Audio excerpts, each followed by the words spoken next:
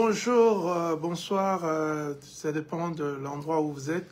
Je suis Olivier Bolia. Aujourd'hui, je m'aimerais parler du tribalisme qui sévit notre communauté et qu'aujourd'hui, je reçois des appels par des personnes qui me disent « Olivier, tiens, le tribalisme est devenu très grave dans nos communautés et que toi, tu es sociologue et comment tu trouves ces problèmes? Est-ce que tu as des idées à donner? Qu'est-ce qu'on va faire? Parce que, voilà, donc même au niveau du conflit actuel entre Corneille Nangaa et le président Félix Tshisekedi, on en parle.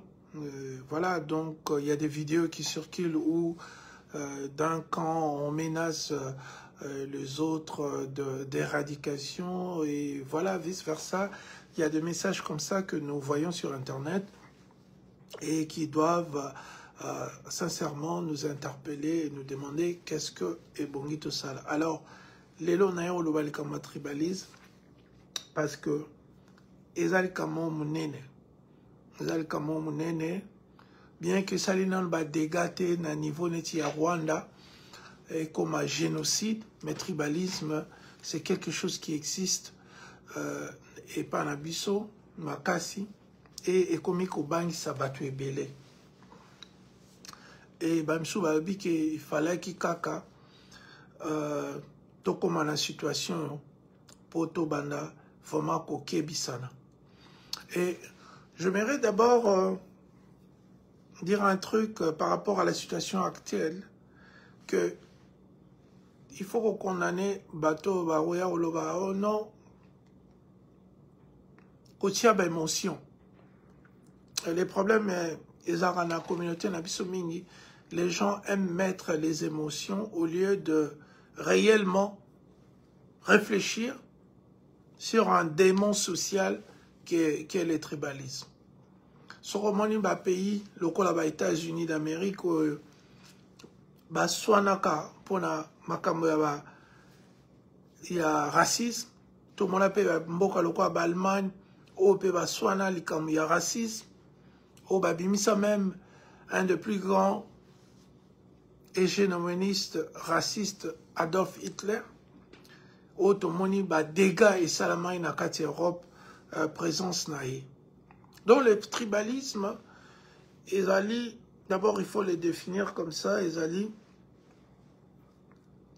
ont comportement moko, il y a repli na tribu na yo pour na ko analyser makam nyonso ko vivre vie na yo. Ezali lokola prisme, lokola moi manette moko lati au mona ka makam nyonso en fonction ya tribu oyo uta. Donc eza un peu lokola yango na benyango démon. Parce que l'on nyonso o eza ko bloquer épanouissement na yo na mokili to référa ngo lokola démon. Donc le tribalisme en soi eza démon. Eza démon moko ayaka akoti pa mutu.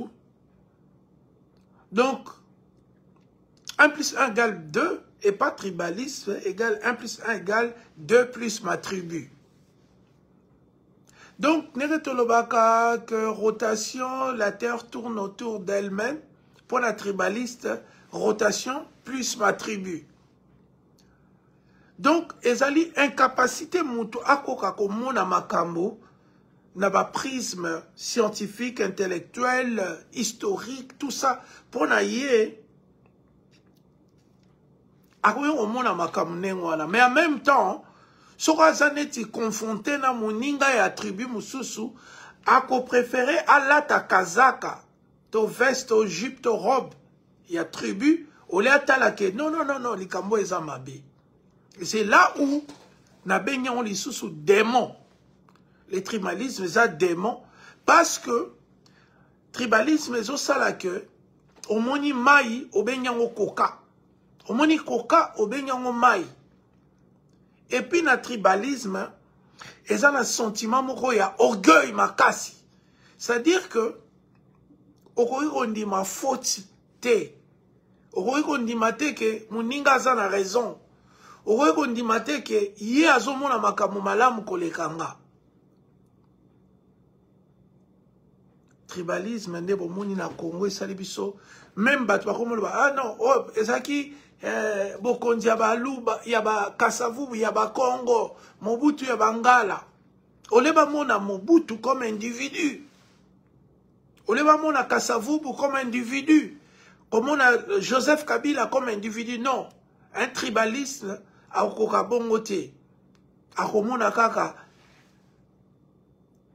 yo lokola ekolo naibi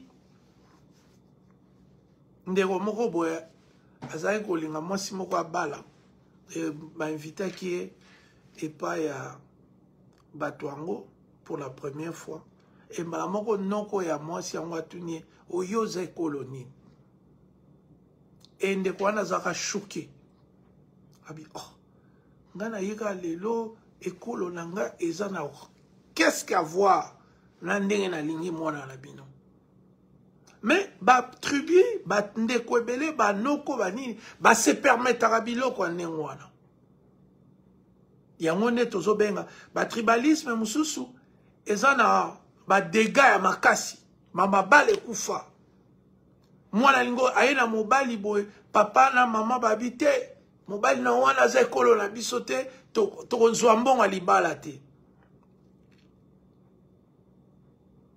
Donc et puis bon mona mwana ngwa ki abali libala o ya muluba ngo to ya mukongo ngo to ya muyaka ngo to ya muswahili ngo ki esili en queue de poisson.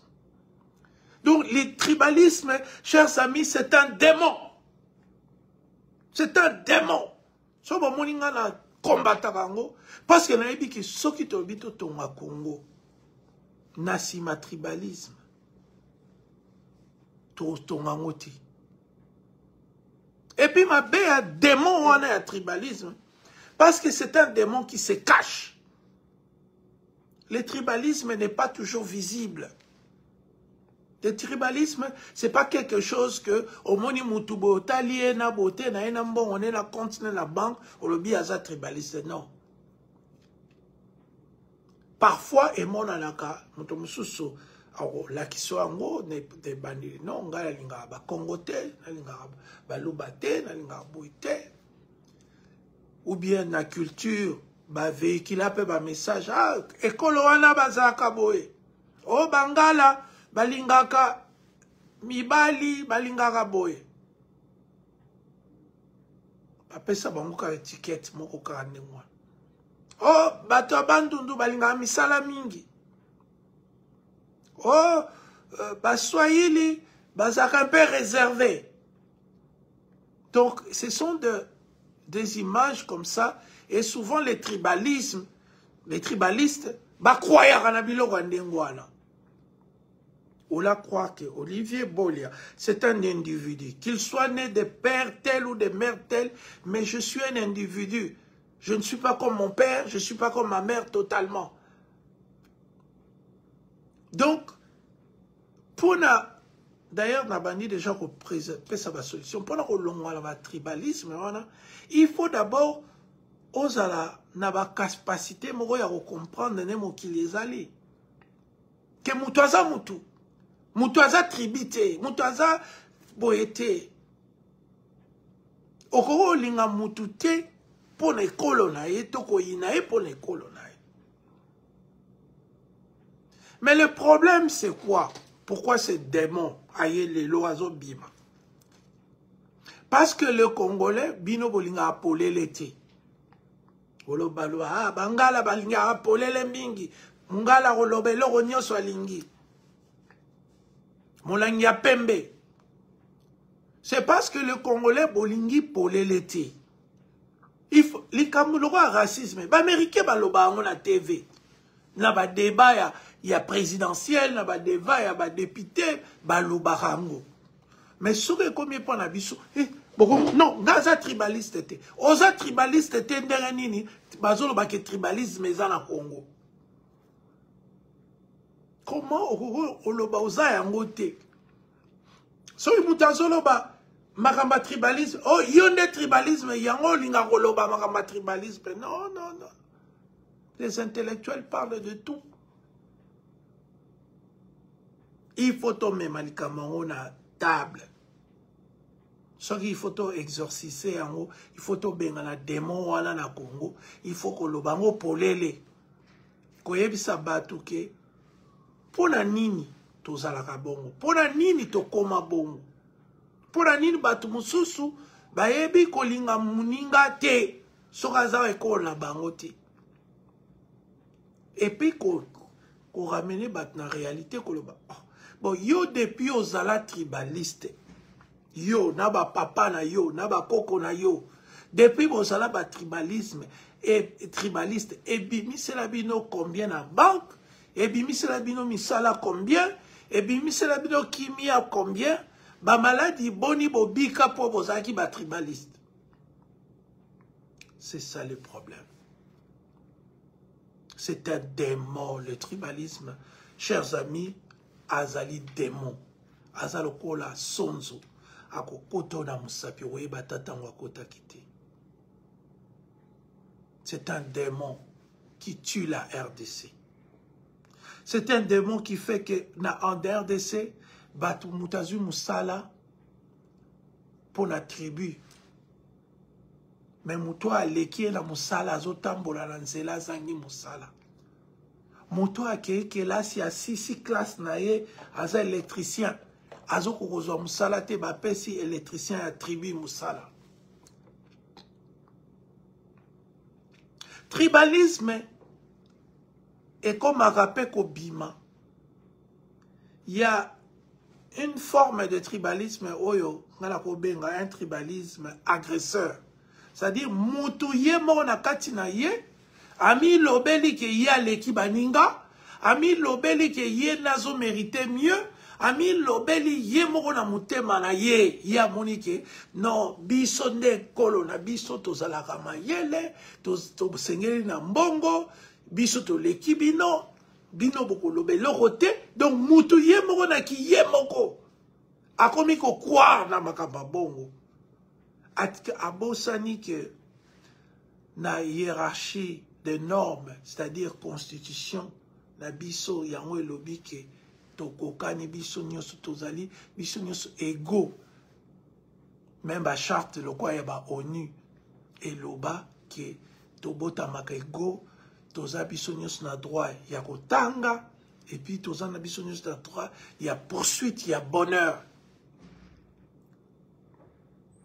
Mais si vous sikoyo, et là, c'est clair que biso nyoso za mato imi bale, biso nyoso za misu mi bale, biso nyoso zolo, munoko, biso nyoso to bota marepa ba mama. Mais yo moni ke yo, oza susu, oza différent. Il faut mériter plus.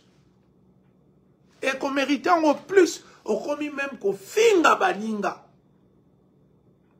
C'est ça que moi j'appelle le tribalisme agresseur. Ou écriaka, ba hégémonie tribale. Le quoi l'automonie pas ba tutsi, ba lini ba dominer ba utu.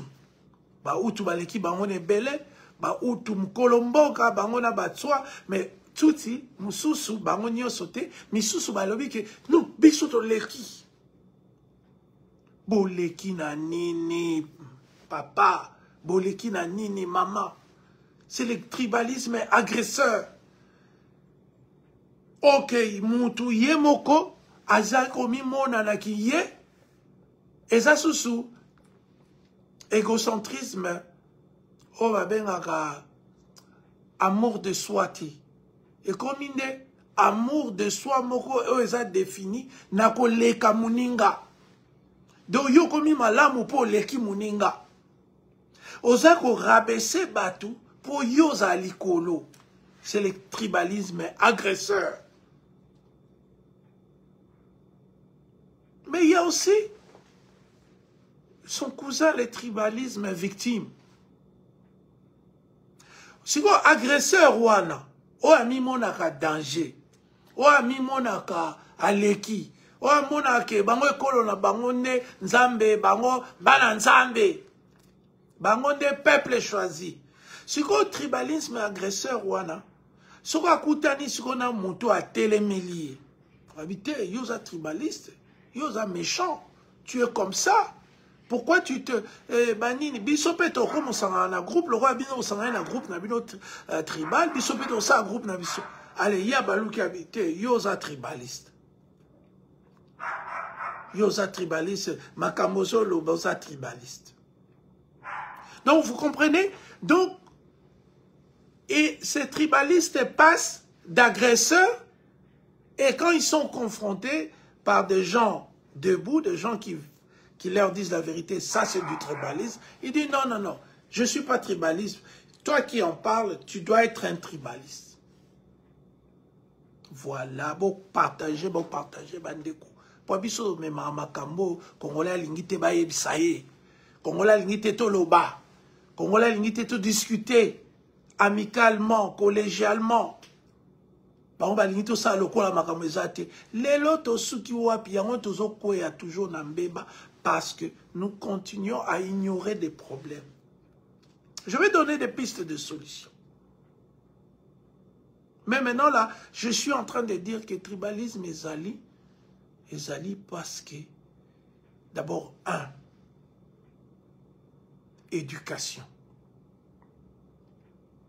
Bande onanga tribalisme utara mingi na bandako. So totali même ba vidéo bomona ya racisme bomona ka papa to mama azaki na ba vérité raciale wana abani ko yebisa mwana o biso mindele biso batu mwindu biso ba chinois biso banani to leki bango biso nde peuple vraiment biso nde to za danger to za boy. Parents nyonso il faut éduquer mwana na ye azala motumoko oyo aibi ko vivre la tolérance na bato. Un papa ou une maman ne peut pas commencer à montrer des vérités tribales devant les enfants. Oui, les enfants, on dit toujours, hein, ou bien mais il y a Rolanda mingi oyozo sala. Papa mususu romona na ndaku na ye azalaka na ba camarades ya tribu na bango. Les enfants voient. Papa mususu romona na ndaku na ye quand il parle de gens des autres tribus, c'est toujours en les rabaissant. Mais quand ces gens-là banano bozokola na ndaku, ayebi ke papa amonaka toujours bangala pamba. Amonaka baluba pamba, monaka baswahili pamba, amonaka bakongo pamba. Moi nazokola l'environnement moko oyo, ba tribu mususu ezaka toujours dévalorisé. Na miso bana. Ata moni oyambi camarade na yo ekolo mususu. Mayebi ke tangu azalaka te o dévalorisaka tribu.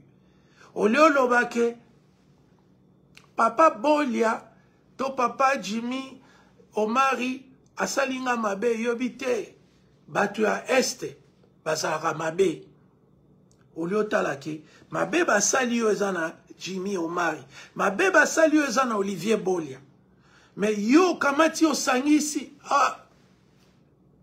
eza groupe na bino mutu eza susu ndenge tolobaka les péchés individuels te to les crimes eten soko sali crime na oya yo non.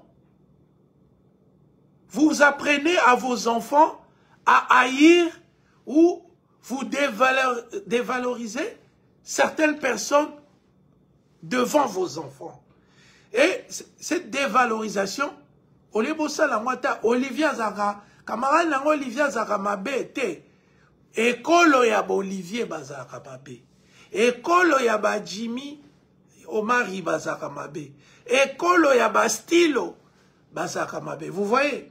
Quand vous parlez comme ça devant vos enfants, et que vous alliez à l'église, que vous prêchez, que vous faites ceci, les enfants vont copier vos non-dits. Les enfants vont copier tout ce que vous faites derrière, en cachette. Yango bozo mona ke nalobi ke tribalisme et utara mingi na éducation ya bomwana. Ba grand tribaliste ba régna na motilio. Sokotali, c'est leur famille. C'est leur famille. Même si boyoki soupçon le baraneti papa ya Donald Trump, Elon Musk, papa bango soupçon ya la raki bazara raciste.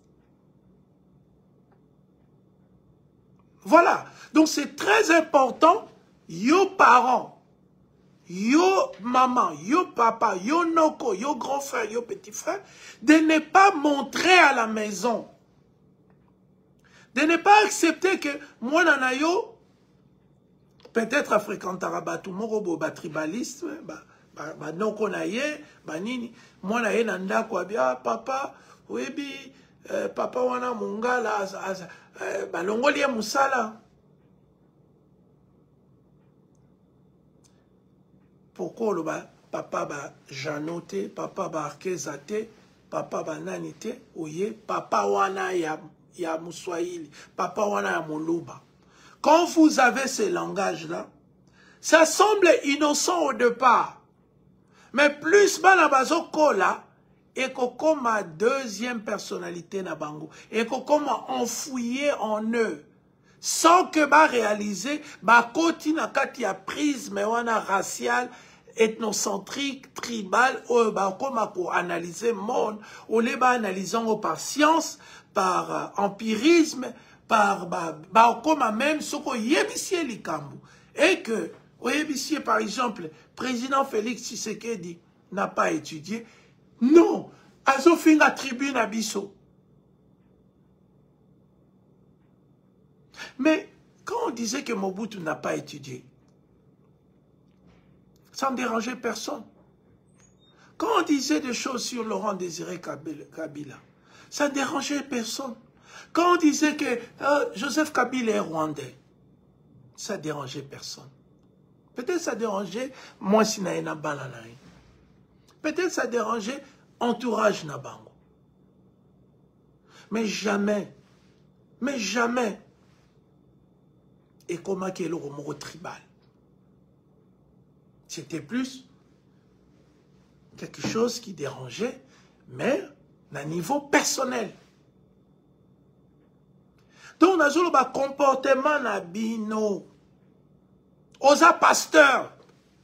Dans une vidéo, il y a pasteur Moko et à Toronto, pasteur Elika Bongo. Un pasteur que je me rappelle quand je fréquentais le milieu des églises congolaises.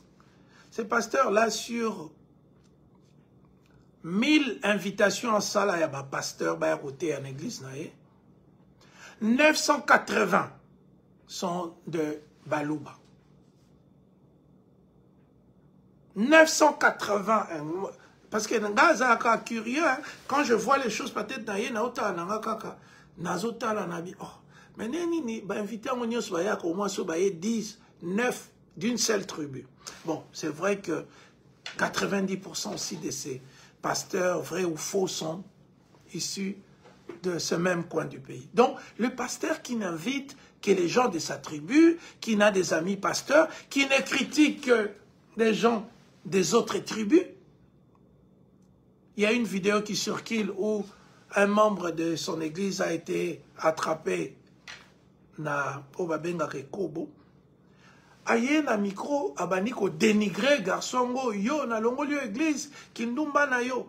Pourtant ici au Canada il y a des pasteurs aussi Luba et Belé. Baza ba camarade na biso to tanga ba komo na bango te po bango baza un comportement onati. Mais ba pasteur et Belé auto yebi pe to kanga bango na ba momi misusu pe ba bota misusu pe ba zwa ba momi abatu misusu pe ba sala bo lokola mutu nyonso kaka. Mais quand il s'agit d'humilier, ces gens-là préfèrent aller humilier un mondimi qu'aller d'humilier un collègue pasteur dont l'épreuve, pasteur Mukendi Azala, qui a violé plus de 200 personnes. Fugitif, à Kenana Congo. A comment soutenir le président de la République? Mais jamais, pasteur Wana Nyonso, Elika Bongo. Non, dans mon vidéo, alors bien, pasteur, vraiment, je ne suis pas content, pasteur Mukendi, au Viola Bassine à Québec, au Kima, il n'y a pas une vidéo comme ça. C'est-à-dire que le tribalisme, parfois, fait que au moment il y a des parce que d'après toi, il ne faut pas qu'on en parle. Parce que vous êtes une race pure. Vous êtes... il faut mon anakati. Il y a des pasteurs comme ça, un certain Eli Kabongo. Église Zango, Bakotizaka Mbongo, na Batebele, na Banini, église Zango comme église naïe. Mais une église totalement pour la promotion des pasteurs d'une seule tribu. Voilà, donc c'est ça qui tue notre communauté. Les gens m'appellent de partout. Papa Olivier Toyebi que yo. Moi, j'ai soutenu Étienne Tshisekedi. Malgré que Étienne Tshisekedi a voulu tuer mon père avec Mobutu. Nalimbisa Bango, Olivier Ozakalakana Tshisekedi, non. Seulement, avec le président Tshisekedi, c'est qu'on n'a pas la même vision économique, politique, comment gérer des choses.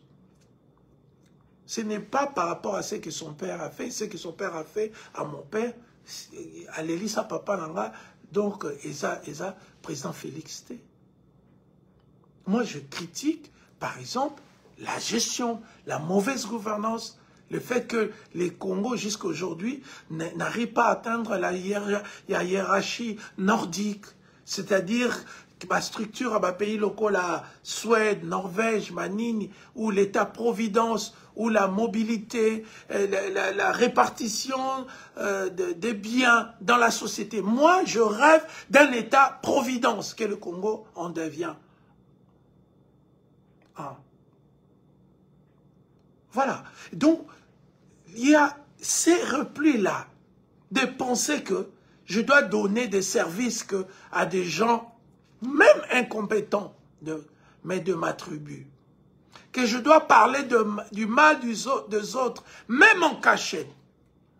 Je dois désavantager les autres tribus au détriment de ma tribu. C'est ça qui tue. C'est ça, c'est que pour la zolo bake, soki Congo to salaka bongo, mais mawa mingi. Mawa mingi. Le tribalisme, vous devez en parler comme ça. Comme ça, des mots wana. Ces deux mots-là, azo fan dans ma caisse na Congo parce que vous avez peur de dire que non, c'est un tribaliste. Vous avez peur de condamner. Vous avez peur de dire la vérité que non, Moutou Aza tribaliste. Moutou a parlé à Asana ba vérité à hégémonie tribale. Consciemment ou tacitement, inconsciemment, tout ça. Autant arabicolo moussous. Moi, je vis des choses. Bon, ça, les réunions na bateau. Bon, si réunion, bah, on va que ça la réunion en aparté, car rapport au même sujet. C'est du tribalisme. C'est du tribalisme. Quand vous vous dites des choses que, ah, na réunion, on a togoya na position pour te casser Moutouboé. C'est du tribalisme. Et moi, je vous dis en tant que sociologue, ils ont karaté que ils ont accident. Parce que, et là, on soit ma baie, ils ont tabaca, bok soit diminué, ou mon n'a pas diminué, mon tabaca chimbo, mon tabaca noir, mon tabaca cocaïne, soit mon n'a pas baïté, bon, mon a qui a eu mélaté. Donc, moi, causons anormal les zombies. La même chose, nous avons laissé ces fléaux, ces démons. Les tribalismes sont démoniaques. Si tu es tribaliste, tu es un homme ou une femme démoniaque. Parce que tu es en train de perturber la croissance yambo cannabis. Au lieu de toi, mutumoko à qualifier, yoko zo bololé, ya tribi nabino. Au lieu de toi, muta qualifié, yozu petite sœur no, népotisme, cousin ya tribalisme. Au lieu de toi, mutumoko boye, a salaba masolo, toki ozwa soda moko boye, azaki garde civile, Natanga Mobutu, commissaire général, na armée, Natanga Nabino. Comment Moutouazaki policier? Moutapé Saraba contrevention, Moutatelem Saraba roulage, Moutake Narasori ba couple baswani, Moutake Naraer Boko Boye, Sori ba otonga banzela, ya telemi po se ba yi babilo kote. Moutou Ndengwana, bon commissaire général d'armée, à l'Ebolobi, non, tu as gagné guerre dans Rwanda. Comment vous avez makamwana nyosoti? Comment vous avez beré Rwanda nyosoti? Le tribalisme, c'est un démon destructeur des pays. C'est un démon destructeur de la cohésion nationale. C'est un démon, même dans Mabala. Omona mwasi mususu amona kaka point de vue ya bato ya mboka na bango mobali mususu amona kaka point de vue ya bato ya mboka na bango et vous pensez que vous allez être un couple uni comme ça. L'homme quittera son père et sa femme et il s'attachera, son père et sa mère s'attachera à sa femme et ils deviendront un. Mais yo mwasi ouye libala moye na oye komeme kolo na bino na libala. Yo mobali oye libala oye komeme kolo na bino. Bozo détruire ba couple, bozo détruire pays, bozo détruire environnement parce que le tribalisme est un démon. Démon ya mabe. Bon moni nde salimboka na biso. To bonga raté malgré 245 000, 345 000 km², 409. Malgré ba minéré nyonso ya mokili tondi. Bozo mitunate. Mboka kita etona na nyonso. To versera plus de 40 000 mètres cubes dans l'océan Atlantique. Il y a Maya Romela, Maya Rosukola. Nous devons vivre pauvres. Tribalisme, régionalisme, aux après même, au yoki vérité, mais au boy condiment. Parce qu'ils ont consommé que dès qu'on a eu auto-violé, dès qu'on a auto-yibambon à l'État, dès qu'on a eu azokumbambo kamabe, dès qu'on a oboye, yo le big non, tribier les biens et les mal. Au comité à niveau que aux hommes on a sous ma bena malamouté. Ce qui vérité. Oh, tu sais quoi? En attendant Kabila pas à ma baie. Ce qui Félix a ma baie, Kabila pas à ma baie. Qui dirige les pays aujourd'hui? Est-ce que c'est Kabila ou bien c'est Félix? Alors, comment juger président ou à un exercice?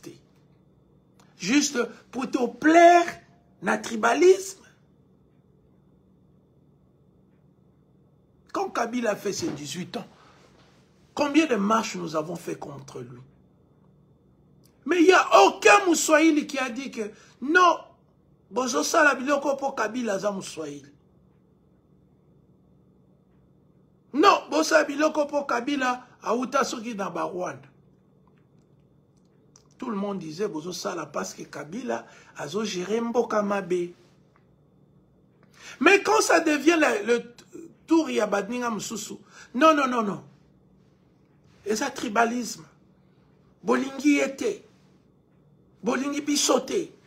Et ce qui me choque avec les grands tribalistes du Congo, c'est que quand tu attaques une personne de leur tribu, donc ce n'est plus la personne, la faute n'est plus individuelle. La faute est devenue régionale, la faute est devenue tribale. Donc, Olivier Salima B, donc, Kinoa Nyonso Salima B. C'est comme ça que l'œil tribal, l'œil du tribaliste voit les choses. Il y a un habit tribalisme, mais un démon, Makasi ya Mabe, il y a division. Et Panza Makita, destructeur, il y a unité et cohésion nationale. Bozwango le kwa moninga la binote tribalisme nde etie ben incompétent nyonso bozo mona ba ministre ba généraux. Tribalisme. Pas ce tribalisme dit Zoba a dirigé. Tribalisme dit Mutatangate azala mokonzi. Tribalisme dit ke moi si mabe akomi moi si malamu. Tribalisme dit muyibi akomi mutu malamu. Tribalisme dit mobali mabe akomi mutu malamu parce que te ye moi si yango asa ko nini yango azoloba ki nani ya gigi aza mutu mabe ya sheli ya wendo aza mutu mabe yango mobali moi si yango azoloba asa ko nini. Vous voulez fonctionner comme ça. Biso ba sociologue tozala ba ndenge na biso to analysera makambo. Fonctionnalisme prisme d'abisso libosu, donc c'est-à-dire comment les choses devaient être pour que la société soit fonctionnelle. Tu analyses un conflit, le tribalisme, dans la société où ils ont fonctionné, tout le monde bimaka, tribaliste, et où ils ont makamde te lobby par tribu, ça makamnios par tribu, donc tout na siko ba ekocha conflit na kati ya société na biso. Tribaliste, bomi mboka. Bomi mabala, les autres koufa. Parce que côté ici, mobile, esprit tribal. Côté ici, démon. C'est un démon. Bino batboke na rabe église. Démon. Non, démon tribalisme, ça, sokana démon. Imagine-toi que Moutou, ou si vous en mapa, il y a des amapati. Imagine-toi que Moutou, c'est que Toto Kangamoyi, Bioyo, Azo Yiba, Masanga Kuna, Tribalis habité à Yiba Gite. Azaïneka Romela Masanga, à Yiba Inete. Azara garçon bien. Alors, si on a une hiérarchie des normes, au Ezalaka, na sociologie, na droit. Ok. Ba loi likolo, constitution, ba loi oya, yase, code pénal, code civil, tout ça. Et puis na individu. So ito komi ke makamnyo so za likolo to boy, likolo individu moko ya tribaliste. Ya bi ke tuté, isa la magité. Soda moko ye kolonae akei kuna a polyguerre babite etolo belangote tribalisme eboma tribalisme il faut botter les melango tribalisme il faut bozana mo mayele Alain Kindeki tribalisme il faut boya yango tomona pasteur Moïse Mbiye Mike Alambai bae aba ba fimo ba benganga ba bi Papa Olivier Mike Alambai na Moïse Mbiye bazo coucher na ba fi moko ensemble muta bengisa bango pasteur Elika Bongo de Toronto atika olobelo kote ndenge bolobaka openyelo a olobelo kote donc bango mabeza ka Kabila Bangala Baswahili Rwandais. Un tribaliste ne voit jamais ses propres fautes. Ne se remet pas en question. Ami Lobake, Tamsuna Tamboli pe mabe, Malikambo. Biso bala boni oyoka mutu nanga Alain Kindeki abenga Olivier mutu bo alobi bo. Ah, ya solo ato s'excuser pas mutu wana. Ah, ezaki bongote. Mais les tribalismes, non. Ce que oza ekolo mususu, pardon wana ozelati, yezobi me la biso na mapata. Oza ekolo da banguta. Aosenga pardoni. Alors ngala ye apona ba solution. Na eteka apona ben na matoi ki ba tribaliste ba sali boy ba tribaliste ba koma boy. Na yo yebisa biso to ko bimane loko. Soki to komi na niveau e komi lelo eza po to beta ki yango kara. Yango balobaka ko kanisa teke po beti kara nde solution monane. Maladi moko te bikaka o melikisi te ofanika bona beta yango kara. Demo moko te obima na Congo wana. Demo muyibi ya mbongo, demo lokuta, demo ya kosundola ba pauvre, demo ya koswa mbongo ki osominda kuna Dubai, ya kolata ba montre à $600,000, demo wana o ba tribalisme babite, biso to omona eloko te. Mbongo ezokende mabe to poli guerre mibale, ba tribalisme babite to omona eloko te. Eloko mo esalami te. Et on a vu solution ezali. Solution à liboso. Présent à l'éducation, dans la lobby. Kolakisa mwana na yote kozaka tribaliste. Ba camarade nonyo so ekolo karamoko. Soki ba camarade ekolo mususu, ba sate ko critiquer ba ekolo mususu. Oh ba tete la. Ba mama booster, ba ngo ba dia kaka pondu wango nini yango. Tout ça, c'est du tribalisme. Kolinga kosua batu moko bo sangisa bango liboke et bongo bana ko dénigrer bango. C'est du tribalisme. Et yo pe souri ba komi yeba que tribalisme ça na côté moko amabe. Tribalisme et botara, tribalisme y a défense. C'est-à-dire que si muta moni yo zaka tribalisme, y pas au créer tribalisme na y a défense contre yo. Parce que yo la kisake ba attitude. Yo otala kaka ekolo na bino. Ce qui politicien ekolo na bino alobi, alobi bien. Omoni analyse na ye. Ce qui Martin Fayulu alobi, oh non mais Martin Fayulu asa sénégalais, asa boy. Ko dénigrer. Eloko ya makasi démon afani na kati ya tribalisme. Eza ko loka toujours ko wangana, ko dénigrer. Komona batu musu pamba. Nde na beti mino lisola pasteur Eli Kabongwawa ya Toronto. Abimi sipma, abimi na nini abani koloba garçon moko awa asali ekobo boye. Be kobo ba pasteur ba sala. O ba yiba biso ba mbongo lelo. O bo bengisa ba muku na babanda ko ya bino batu bozo bengisa bango. Est-ce que bino boyo ba ke muku naza muteko baza muyibi ambon ba ejiba ba ya moi j'ai vu ejiba comme zo zwambon a mabunza lokola soki nini wala bokolo bate parce que kolo il faut protéger muyibi ekolo ba protéger raye muyibi mboka na yo il faut protéger muyibi mukongo Mukongo a protégé, Muyibi a Mungala a protégé, Muyibi a Muluba a protégé, Muyibi a Moussoaili a protégé. C'est comme ça, beaucoup tonga cohésion nationale. Vous êtes loin. Vous êtes loin de construire. Vous êtes loin, il y a qu'à construire cohésion nationale. Vous êtes à Bikolo. Donc, ce qui est cool, tricher une élection, a triché.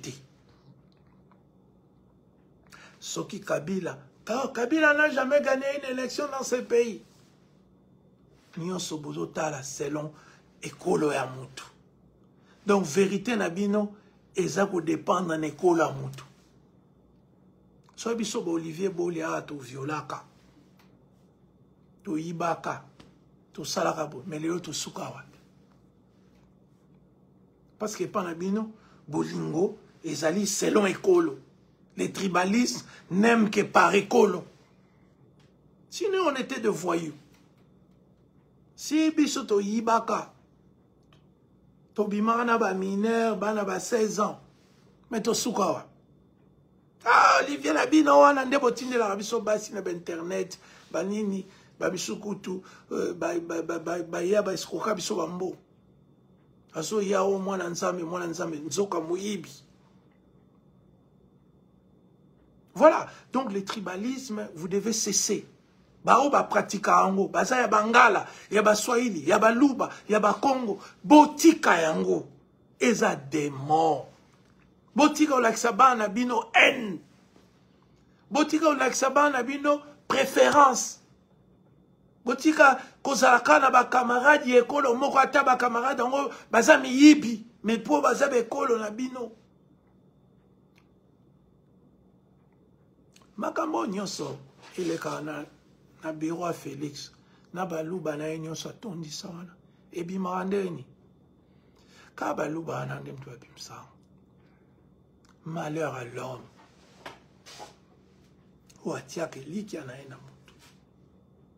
Nous devons nous battre. Si on est tribaliste, on est pasteur, c'est normalité. Eh, pasteur Eli Kabon, tu ne peux pas être un homme de Dieu tribaliste. Qu'est-ce qui... Nanazo yeb sabino qui... Et là, on y a salabino ba pasteur à l'élo, aux alim Congo, tribaliste. Aux alim tribaliste, aux alim tribaliste. Mais au tel mi pozoloba, Jésus revient bientôt, Maranatha, Bobongama. Un tribaliste, homme de Dieu. Qui vous a dit ça? Dans quelle partie il y a paradis, homme de Dieu tribaliste, Barbanofal? Vous vous trompez. Vous trompez ces tribalistes-là qui viennent prier avec vous au nom d'un Dieu tribal. Votre Dieu n'est pas universel, c'est un Dieu tribal. Un Dieu, il y a groupe. Je peux comprendre, tu es à l'Équateur, tu es au Kassai, tu es où il y a les gens qui ne parlent. Mais tu es au Canada, tu es en France, tu es en Belgique, tu es en Suisse, tu es à Brazzaville, à Cotonou. Mais l'église Nayo, il y a batukaka, il y a tribu nabino. Au Memi, ba comportement nabino, il y a ba tribaliste, il y a Congo, boye nango tina Canada. Boye nango tina France, Belgique et tout. Parlez du tribalisme. N'aie pas peur de ces gens-là. Ils n'ont pas l'option de Dieu, ils n'ont pas d'appel. Je les ai fréquentés tous ici. Ils n'ont pas d'appel. Ce sont des usurpateurs, des gens qui font ça pour être connus, pour un peu d'argent, pour coucher avec des filles en cachette, pour et pour se croire supérieur aux autres. Mais heureusement, il y a eu Paul dans la Bible qui a dit Bino bozotinda batwa sala makambo bo pekisa batu makambo bino mo bosalaka. Combien de pasteurs il y a à Toronto, baleka na mission, il y a Ndekonanga Alain Kindeki. Toyebi makamna biso nyonso. Toyebani tozabana awa. Même na France, toyebani. Na Belgique, toyebani. Qui est dans les vrais, qui est dans les faux. Qui fait le commerce. Qui est pasteur, mais qui a ses petites copines à l'église. Ce n'est pas à moi de juger. Moi, je dis seulement, n'humilie pas quelqu'un d'autre d'une autre tribu, juste pour nous omisa la combo. Obimaloko la yonani. L'église wana batu bazo coucher entre bango na nemo kuta défoité. Ba membre msukuti église na yo wana ba viola batu ba kima na Kinshasa. Mais parce qu'ils sont de ta tribu, tu en parlais pas. Tu ne fais pas de publicité de ça. Ça, c'est le démon. C'est pourquoi on a dit les tribalistes. Aza démon. Aza démon, mon néné. Ngamokowa. Nazala victime ba tribaliste. Mais la limbisa bango. Pour je suis de Dieu. Nabi ke bino boza nzambete boyebi pardonté. Mais moi, je connais les pardons. Le tribalisme. Botika ou enseigner bana tribalisme. Botika ou enseigner bana biso ko ina. Botika ko sala bato boponara bato selon bikolo. On ça l'église, au ben si pasteur ekolo, aux compagnie moko boy, na katia compagnie bate kolo na okaka. Aux autres ngo investir moi muninga. Au ben ate muninga te, ata muninga leki on a mayele, au préféré que l'on soit zoba ya tribu. Et vous pensez que le Congo va émerger? Non, le Congo n'émergera pas.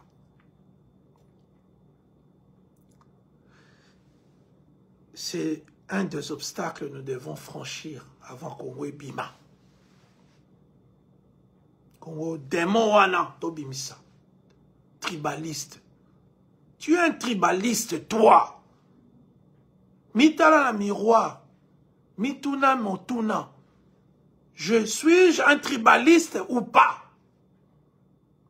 C'est parce que si tu es tribaliste, donc la question de l'amour du prochain, au récit, on a noté. Comment on linga ba tout ça aux tribalistes?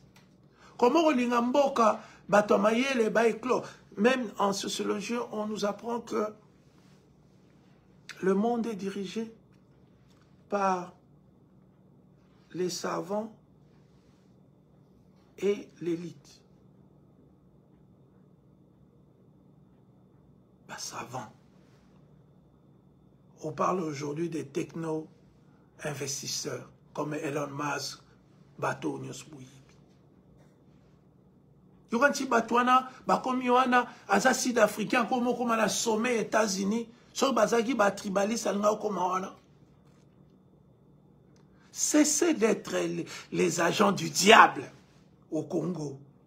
Cessez de penser que avec la haine, avec les discriminations des autres, que vous allez vous rendre important, tout ça, hégémonie tribale, haine, et puis Dieu, juxtaposition avec Dieu.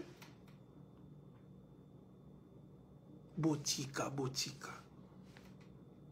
Nous devons créer un modèle égalitaire. Égalité des chances. Égalité d'accès aux services, au job. Égalité.